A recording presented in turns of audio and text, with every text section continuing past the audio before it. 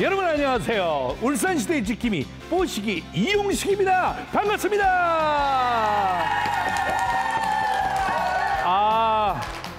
제가요 오늘 잠시 여유가 생겨서 조금 일찍 내려와가지고 방송국 주변을 한번 둘러봤는데 바로 뒤에 아주 멋진 공원이 하나 있더라고요. 무슨 공원이더라 내가 문화공원이라고 하던데. 문화공원.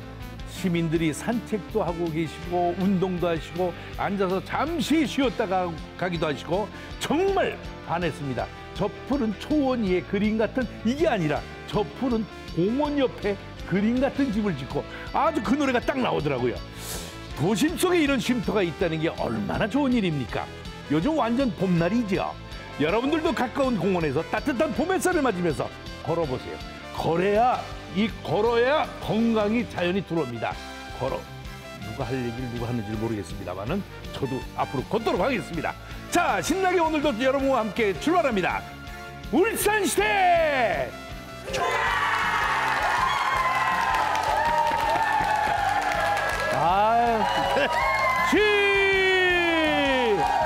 이 박수 소리는 또 이게 멈추질 않아.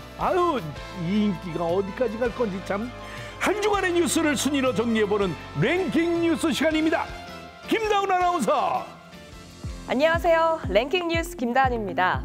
이번 한 주 시민들이 주목한 뉴스는 무엇일까요? 저와 함께 키워드로 살펴보시죠. 5위는 재개인데요. 에어부산이 울산과 제주를 오가는 항공편을 오는 26일부터 중단하겠다고 발표했었죠. 시민들은 울산공항이 경쟁력을 잃지 않을까 걱정했었는데요. 앞으로 에어부산의 빈자리는 대한항공이 채우기로 했습니다. 대한항공은 지난 2020년 2월 중단한 울산 제주 노선의 정기편 운항을 이달 25일부터 재개할 계획이며 울산시는 앞으로도 다양한 항공사의 신규 취향과 노선 확대에 노력하겠다는 입장을 밝혔습니다. 다음은 첫 입학입니다. 은퇴 후 인생 2막을 시작하는 시니어들의 길잡이가 되어줄 특별한 학교가 울산에서 문을 열었습니다. 울산 시니어 초등학교는 재테크와 건강을 비롯해 동아리 활동 등 시니어들에게 필요한 맞춤 교육을 시행할 예정인데요. 울산 시니어 초등학교가 신중년 세대의 새로운 인생 2막을 열어갈 수 있을지 주목되고 있습니다. 계속해서 3위는 컴백입니다. 예산 삭감으로 사라질 위기에 놓였던 울산페이가 이번 달부터 다시 발행을 시작했습니다. 1인당 한도는 매달 20만 원으로 갔지만 할인율은 10%에서 7%로 줄어든 울산페이. 하지만 울산 시민들은 7% 할인이 어디냐며 돌아온 울산페이를 반기고 있습니다. 이어서 2위는 들썩입니다. 현대자동차가 10년 만에 기술직 신입사원 채용에 나서면서 취업 시장이 들썩이고 있습니다. 서류 접수 첫날엔 홈페이지 서버가 마비될 정도로 많은 사람들이 몰렸다고 하는데요. 평균 연봉 1억 원, 또 다양한 복리후생 혜택 등으로 취업 준비생들은 물론 직장인들도 지원할 정도로 현대차 채용에 대한 관심이 매우 뜨겁습니다. 화제 키워드 이번 주 1위는 황당입니다. 화재나 위급한 상황이 발생하면 어김없이 출동하는 고마운 사람들이 있죠. 바로 소방관들인데요. 하지만 119에 걸려오는 황당한 신고 전화 때문에 소방관들이 업무에 어려움을 겪고 있다고 합니다. 남자친구에게 전화해달라, 축구 경기 결과를 알려달라. 이게 모두 119에 걸려온 전화들인데요. 문제는 이것이 일부에 불과하다는 사실. 1분 1초 가까운 119에 걸려온 황당한 신고 내용들은 잠시 후 남미경 평론가와 자세히 알아보시죠. 지금까지 랭킹 뉴스 김다은이었습니다. 네, 관련 소식 남미경 시사평론가와 함께 좀 더 자세히 구체적으로 이야기를 나눠보도록 하겠습니다. 어서 나오십시오. 네, 안녕하세요. 잘 계셨죠? 그럼요. 언제 어디서 걸려올지 모르는 긴급 전화에 늘 긴장 상태를 늦출 수 없는 것. 바로 그것이 119 상황실인데요. 네. 야, 정말 119 상황실. 어떤 상황이 펼쳐질지 모르는 그것이. 그런데 황당한 신고 때문에 맥이 탁 풀리는 아주 그런 상황이 자주 있다고 들었습니다. 네, 119 상황실은요, 말씀하신 것처럼 위급하다는 신고 전화가 하루에도 수십 통이 걸려오는 곳인데요. 수십 통? 네, 근데 술에 취해서 집에 못 가겠다라든지 키우는 애완견이 아프다 이런 황당한 신고가 들어와서 119 상황실이 애를 먹고 있습니다. 얼마나 그 황당한 신고인지 저희가 전화 녹음 파일을 입수를 했는데요. 일단 들어보시죠. 들어봅시다. 저 집에 좀 데려주세요. 저 술이 너무 많이 취해가지고 그럴 수가 없어요. 구급차가 집에 모셔다 드리는 차가 아니고 긴급차라서 그건 불가능합니다. 죽을 것 같아요. 병원에는 모셔다 드릴 수 있습니다. 그 병원 모셔다 드릴까요? 예.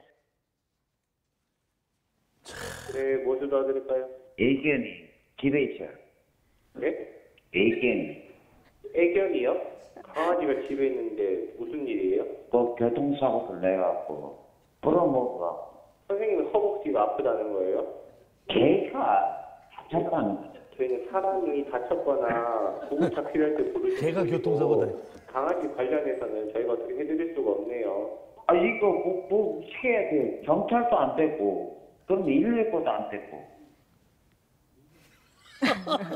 이거 뭐 웃어야 될지 울어야 될지 아니 뭐 이런 일로 신고를 하는지 내가 지금 화가 나려고 얼굴이 뜨끈뜨끈해지는데 말입니다. 예전에 이런 황당한 신고도 있었네. 이게 아직도 기억이 납니다. 119 전화해가지고 소주 한 병 사오쇼. 그냥 소주가 아니고 뚜껑 빨간 걸로. 안 준 내가 알아서 할게. 이거 정말 기가 찰 네, 이런 그 황당한 사례가 참 많은데요. 그 기차역에 도착하기 2분 전인데 네. 열차 출발을 막아달라 이런 신고도 있었고요. 또 만취 상태로 또 신고를 해서 남편이 문을 안 열어준다 이런 정말 기가 찬 신고도 있었습니다. 그리고 이제 휴대폰이 하수구에 빠졌는데 꺼내달라. 이런 황당한 신고도 끊이지 않고 있습니다. 야, 이거 응급 상황도 아닌데 이건 그럼 거절할 수 있는 거 아닙니까? 그러니까 응급하지 않은 신고이기도 하고요. 또 무리한 요구라면 이제 거절할 수는 있는데요. 그렇지만 이제 전화상으로는 이게 응급한 상황인지를 다 확인하기가 어렵잖아요. 그렇기 어렵지. 때문에 어쩔 수 없이 이제 현장에 갈 수밖에 없는 상황이 반복되고 있습니다. 네. 그럼 이런 전화를 받느라고 정작 위급한 환자, 진짜 위급한 환자를 구조할 수 없을 수도 있잖아요. 네, 그렇죠. 이게 큰 문제 아니겠습니까? 그러니까 말씀하신 거대로 이제 긴급하지 않은 신고를 처리를 하느라 정작 이게 위급한 신고에 대해서는 이제 대응이 늦어질 수가 있잖아요. 그래서 그렇죠. 강력한 제재를 좀 하자라는 의견도 많고요. 또 지금은 뭐 거짓이나 장난으로 신고를 하면 최대 500만 원의 이제 가태료를 물고 있거든요. 그런데 이런 신고는 사실 처벌 규정이 없습니다. 없어요. 네, 그렇기 때문에 제 생각에는 공무집행방해 혐의를 좀 적용을 해서 적극 처벌하는 것도 좀 필요해 보이고요. 그리고 처벌 규정이 생기기 전까지는 또 성숙한 시민 의식도 필요해 보입니다. 참 정말 들을수록 속상하네. 참 장난 전화를 하면 안 된다는 건 우리 어린 아이들도 다 알아요. 그죠? 참 소방관들도 정말 고생 많습니다. 꼭 필요할 때만 119 신고합시다. 제발 다음 소식 이어갑니다. 현대자동차가 생산직 채용을 진행하는 데 있어서 그렇게 구직자들이 많이 몰리고 있다는 걸 들었습니다. 네. 내가 서울에 있을 때도 뉴스도 듣고 신문도 보니까. 그 현대자동차가 10년 만에 생산직 직원을 뽑고 있는데요. 아하. 서류 접수가 1일부터 시작을 했는데 워낙 구직자들 관심이 많아서 지금 채용 사이트에 워낙 지원자들 몰리고 있거든요. 그래서 서버가 한때 마비되기도 했었고요. 어머나, 그리고 세상에. 이제 서점가에 가시면 이제 현대차 채용과 관련한 서적들이 또 다들 베스트셀러에 올라와 있습니다. 그리고 이제 온라인에서도 이제 소위 족보라고 부르죠. 예, 기출 문제나 합격 정보가 공유될 정도로 정말 인기가 높습니다. 자, 이렇게 많은 분들이 열광하는 이유가 뭡니까?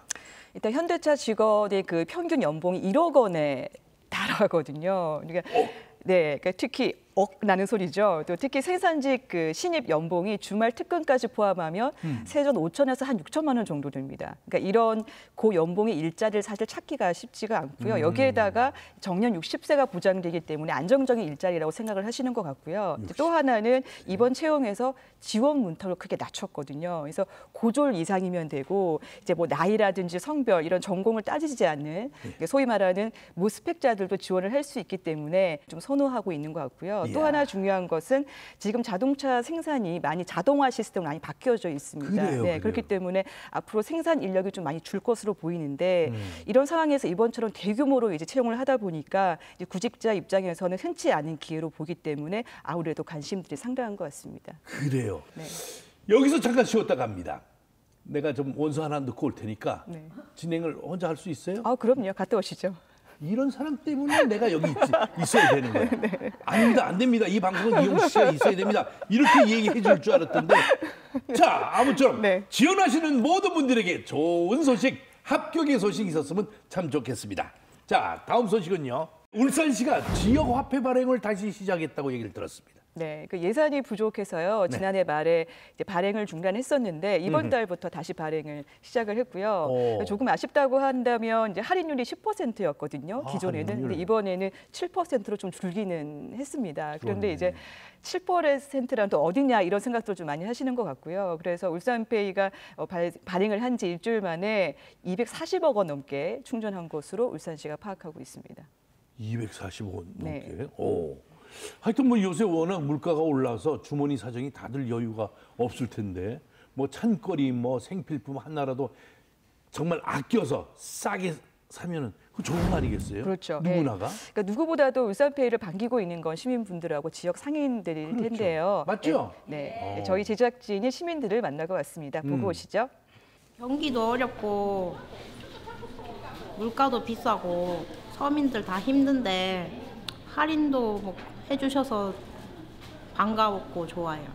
울산 시민으로서 울산페이를 쓰는 게 또 시장 상인들하고 여러 가지 이 조건이 좋지 않습니까? 할인도 해주고. 그래서 일단 이게 활성화됐으면 좋겠습니다. 울산페이는 손님들이 또 쉽게 쓸 수 있고 또 손님들 입장에서는 할인도 되고 하니까 또 우리 장사하는 입장에서도 바로 통장으로 입금이 돼 오니까 좋아요. 이제 이왕 다시 이제 하게 됐으니까 금액을 좀 상향 조정해서 시민들도 좋고 우리 상인들이 매출에 큰 도움이 됐으면 대단히 고맙겠습니다. 지금 인터뷰하신 분들 보니까 표정이 밝아. 기분 좋은 거야. 일단 할인 받았다는 게 있다가 없으면 크게 느껴져요. 그렇죠. 네. 그런데 하나 걱정이 예산이 부족하다고 해서 금방 지역 화폐가 바닥나는 거 아닌가 이렇게 생각이 또 듭니다. 걱정이 돼요. 할인율은 7%로 낮추긴 했습니다만 발행 규모는 지난해와 비슷한 수준으로 발행을 하거든요. 근데 여기에다가 한 달 구매 한도는 20만 원으로 정해져 있기 때문에 뭐 일찌감치 바닥날 것 같지는 않아 보고요. 제 생각에는 적어도 한 3분기까지는 사용할 수 있지 않을까 싶습니다. 안심하고 네. 그렇게 돼야 될 것 같아요. 김두겸 시장님 힘들더라도 예산 조금만 더 확보를 해가지고 서울 자주 가셔가지고 울산페이가 효과적으로 활용될 수 있도록 힘써 주십시오. 예, 울산시에 계신 분들도 지금 이 방송을 보고 계신데 화이팅 한번 외치고 싶습니다. 자, 이번 주 랭킹 뉴스 여기서 마치도록 하겠습니다. 남미경 시사평론가 오늘 잘했어요. 네, 잘했다는 박수 한번 보내주세요. 고맙습니다.